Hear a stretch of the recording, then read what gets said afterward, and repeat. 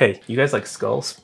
Cool, me too. In this video, I'm gonna walk you through my process for drawing a cool, gritty skull using Adobe Fresco on my iPad. That said, most of it will still be applicable no matter how you wanna draw your own skull. First, I'm gonna try to sketch something out that I deem cool enough. Once I'm somewhat satisfied, I'll do a tightened up line drawing of that sketch, and then I'll go in and add some texture and other details to give it some gritty vibes. That should help with the cool factor, which is actually the most important part of drawing a skull. That's just another pro tip for you. If you're new to this channel, my name is Chris Piasek. I've been an independent illustrator for the past decade.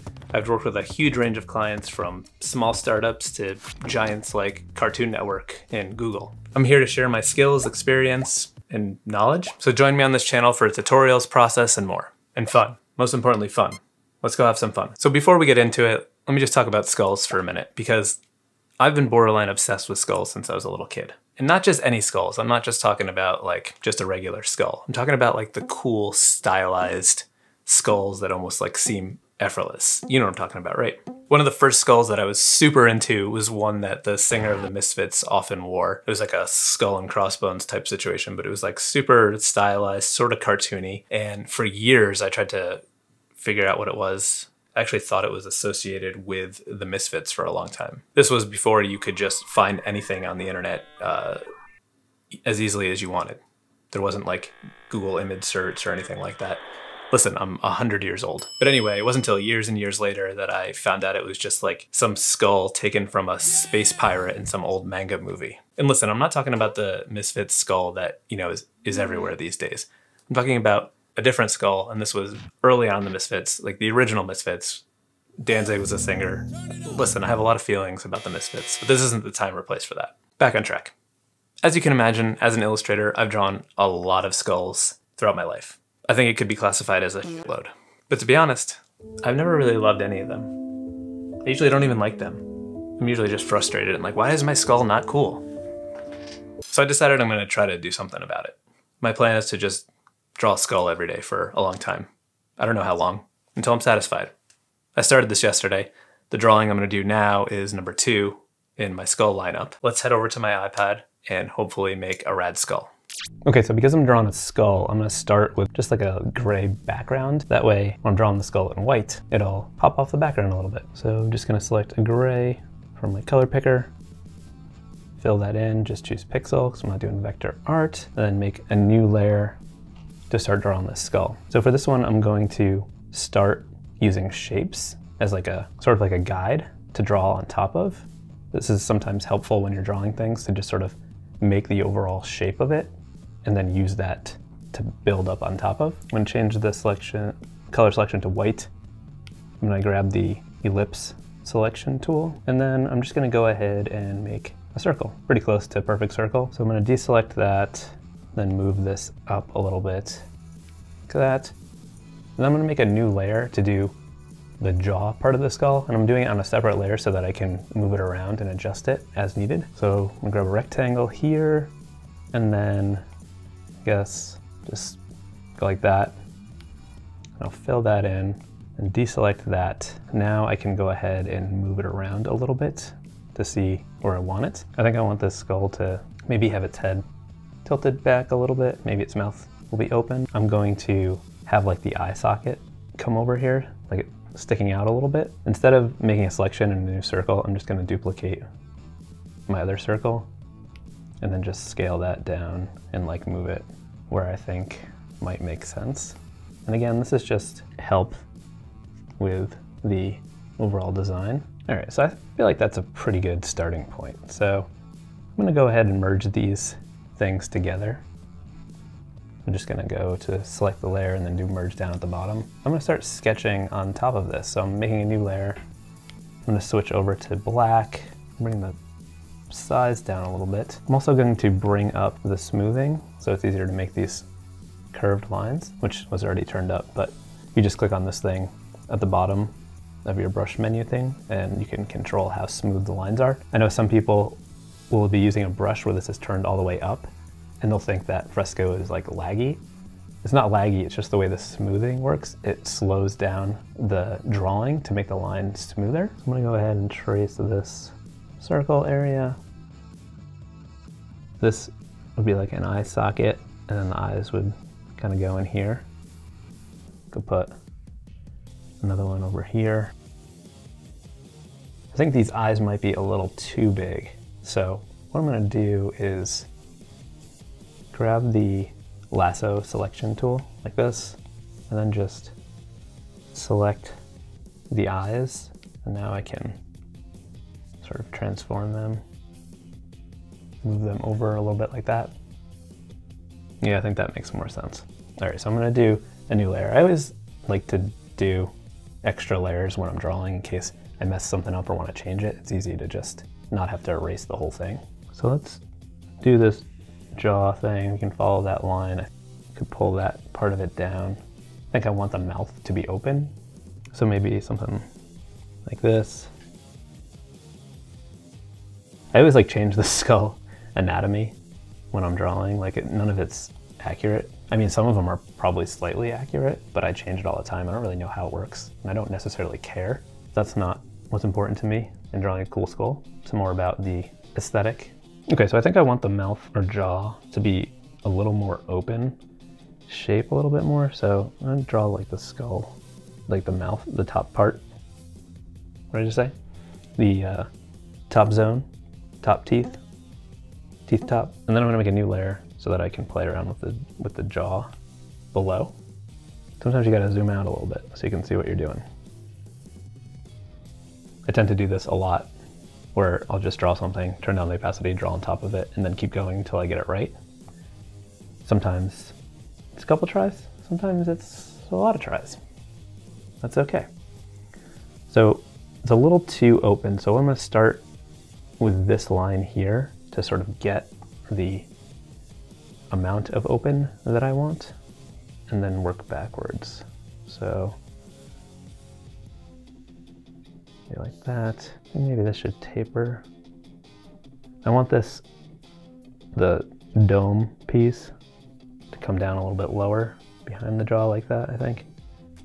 But then the rest of the shape I think is okay. Bring that over. I think I want to make it a little bit wider on the outside edge since the head's at a little bit of an angle.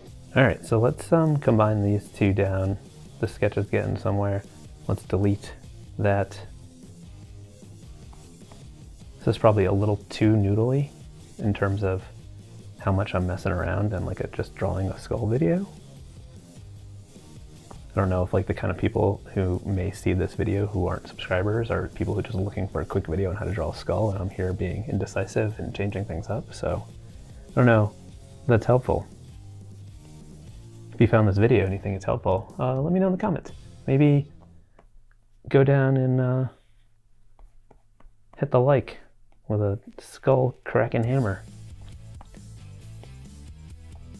Get some teeth going. This you're just doing wiggles until you get to the end, hoping that you calculated correctly. Okay, so that's pretty good. So now we can tighten up what's going on here. I think this is mostly fine, but I just want to have that sort of line continue over the back like that. I think the top half is fine, so instead of redrawing that, I'm just going to go in here and erase what we just redid. And then we can merge them together. I feel like the skull needs to come out a little bit more in the back. You guys feeling that vibe too? I don't know what it is.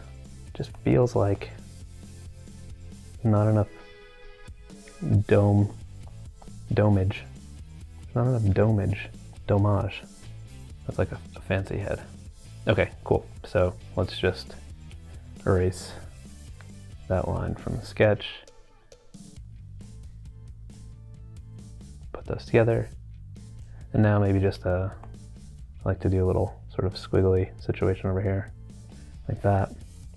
And I like to give the eye sockets a little depth, going like that, just so you can sort of see inside a little bit. We can fill that in. Let's tighten this spooky skull up. So I'm gonna go ahead and delete that shape layer that we were using, And I'm gonna turn down the opacity. I wanna try one more thing. I wanna see what it would look like with some squiggly eyes. Listen, I told you, I'm always struggling to try to make like the coolest skull. And squiggly eyes might be what's missing.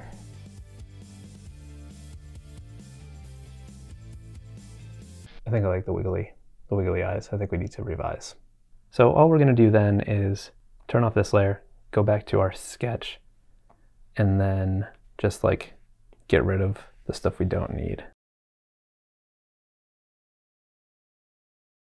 I think this skull's pretty cool. What do you think? Let me know in the comments. All right, so let's merge this down, bring down the opacity so we can trace it. So I want this to have sort of like a gritty vibe. So I'm going to use one of my favorite gritty vibe lining brushes, which is the Retro Supply Co. Classic Inker. You can find a link to the Retro Supply Co. brushes in the description. If you are on their site and you're looking for brushes, or just in general looking for Adobe Fresco brushes, keep in mind that Adobe Fresco uses Photoshop brushes. So there's not going to say specifically Fresco brushes because it's just Photoshop brushes. The cool thing is that if you've been using Photoshop in the past, you probably have brushes that you can just use in Fresco. That was especially helpful for me, and one of the reasons that I initially started using Fresco more was that I had been doing all of my drawing in Photoshop previous to like the iPad apps. So I had some brushes that I used regularly ready to go. So I'm gonna fill these in. I'm gonna drag the color margin up to make sure that there's no little halo things. I have the smoothing turned all the way up on this brush. It doesn't default to that, but I'm doing that because I want this sort of smooth, wiggly line. So if you don't have super smooth precision in your hands, turn up the smoothing. To get that taper, as I'm ending the line, I like to just try to unweight my hand a little bit to get that smooth little taper. Or I'll do it lightly at the beginning and then push harder as I go. So for here to start, I'll go lightly and then push a little bit harder to get that taper. Also, if I'm going into a spot where it's going to be filled in black, I'll go past the line to just get a smoother angle.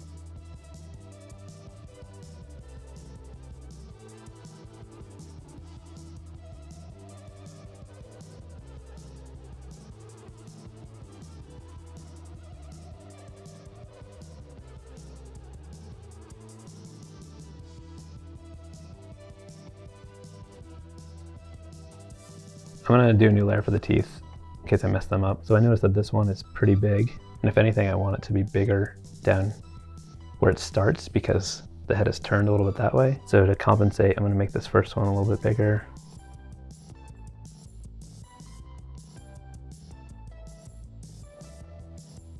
The angle's right, but we ran out of space, so instead of redrawing it, I'm just going to select that area and then just pull it over like that.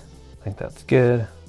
Merge that down. So I'm noticing a little weird spot here. One cool thing about Fresco is with this modifier button thing over here, you can double tap on it and then erase using the same brush. So it has like the same texture. Double tap again to go back to normal brush use. All right, so let's delete this extra sketch that we don't need anymore. Then let's get our skull centered in our composition. I'm going to do a layer below for color. Grab the magic wand tool and then select the background on my skull layer. And then I'm gonna make a new layer below that and then grab white, go to select inverse or invert selection, and then go like that. And now we have our color on a separate layer. All right, so I'm gonna experiment with some texture. So I'm gonna actually duplicate this layer in case it goes haywire and I'm not happy with the results, then I can always go back. So I'll turn that off and I'm going to select this layer, go to lock transparency, and then I can sort of just draw within the constraints of that. So I'm gonna select black. I'm actually gonna hold an eyedrop of that black to make sure it's the same black because I don't remember what I was using. And I'm going to grab this some texture brushes from the Retro Splico brush pack called Woodland Wonderland, which is pretty cool. Has a lot of good textures in it. Again, you can find the link in my description if you want to try these brushes out. So I'm going to use this number 5 Crazy Rougher. And now I'm just going to go in here and start to push a little bit, just sort of build up some like texture, like a shadowy area. And maybe like here underneath where the jaw is. And maybe below here, coming up in the back. I want to do like this eye socket area, but I don't want it to go beyond that. So what I'm going to do is click on my line work layer, use the magic wand to select those spots. And now I can go back to the layer below, sort of just draw in there without having it go beyond.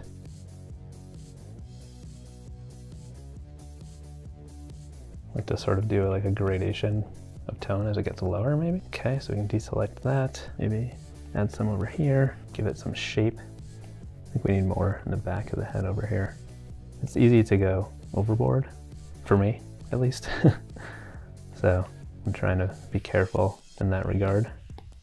So I'm sort of just finding areas where like there would be some darkness and then using the texture as like a shading tool.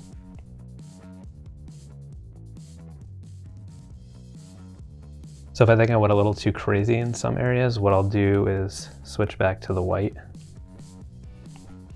and kind of go on top of this and just sort of tone it down in some spots. And then to make the texture a little more consistent, we can go in and mess up the line work a little bit more. So I'm going to duplicate my line work, move that down, turn it off, just to be safe. You never know what could happen. So I'm going to turn on lock transparency on my line work layer. And with this same brush, I'm just kind of going to go in with the white, just draw some texture on top of it, so it's not just like pure black everywhere.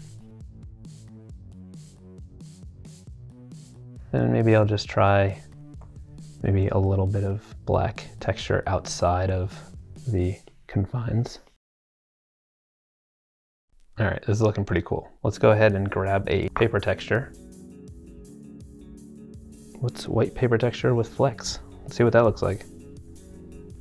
And then we'll set that to multiply, and then we'll convert it to a pixel layer so it gets rid of all that extra stuff. So the last thing I'm gonna do is go ahead and number this and date it because it's part of my skull series.